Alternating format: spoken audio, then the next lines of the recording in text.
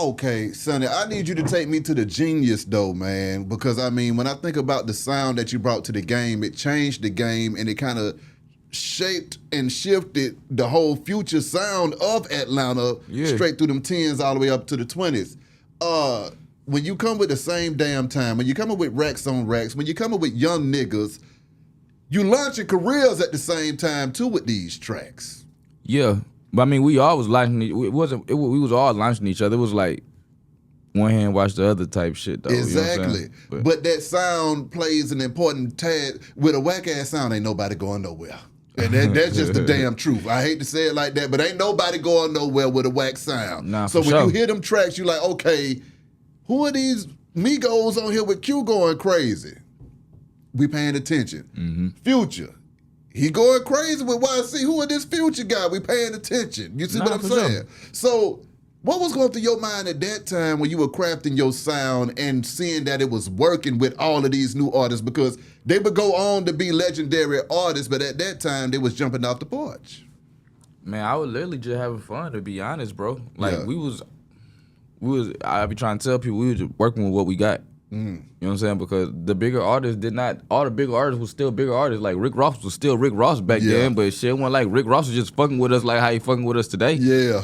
You know what I'm saying? So if a nigga ain't fucking with us, and from what I seen, ain't nothing, we wasn't never, nobody was really chasing nothing though. We was like, everybody was like, we just gonna work with what we got. Yeah. And the people who gonna work with us though. That's kind of how we even formed what we got today type shit though. Like this whole new wave though, because the wave before wouldn't let us in. Exactly. You know what I'm saying? Like exactly. they was being superstars. It wasn't no in between from being a superstar and being a regular person, or you know what I'm saying? It was like you either this or you that though. But now you can be a superstar, you can be a mega star, but there's so much other in between stuff now that you can be though, and you can be very known for it though before you down to being a regular person and shit though. You know what I'm saying?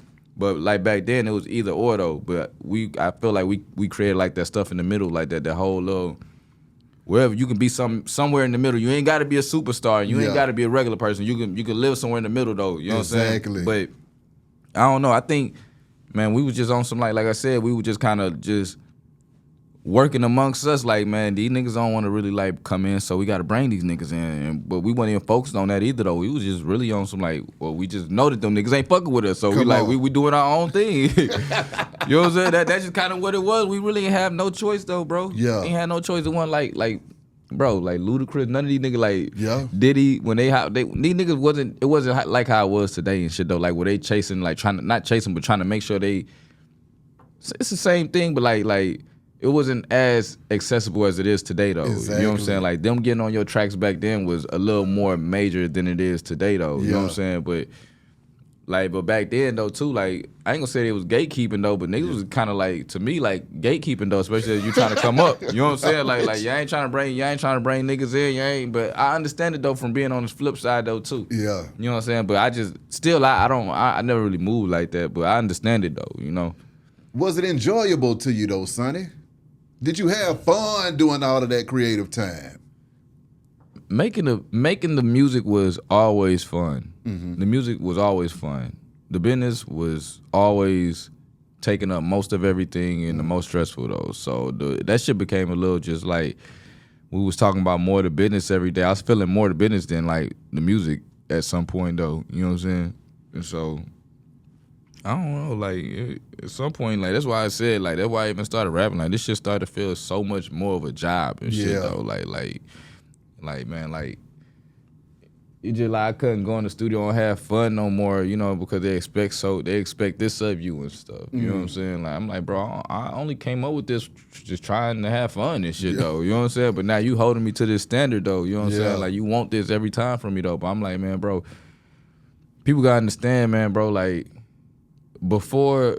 I probably made like out of 1,000 beats. Matter of fact, let me say it like this: out of 1,000 beats, bro, the amount of beats probably I'm not even gonna say 10, maybe 5 make it to the public, bro, and maybe 1 becomes a song that everybody hears though. You get what I'm saying? Like maybe a semi hit. Yeah. And only, you know what I'm saying? Like it just gets smaller though. So it's like, you know, like the amount of beats that I gotta make to even get to that shit though, or you know what I'm saying? Like it's not like.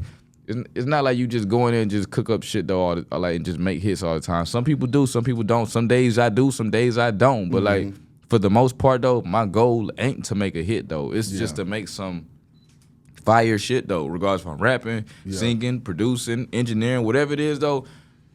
My main objective is to make some fire shit though. It ain't never to make no hit, just to make some fire shit though. But it's just a coincidence, the fire shit that I like usually is the hits and shit though. You know what I'm saying? Or the fire shit that you know that we make. You know what I'm saying? Usually the hits though. So it'd be like, you know, just I kinda like just try to trust my ear and, you know, like know that I'm a professional at what I do though.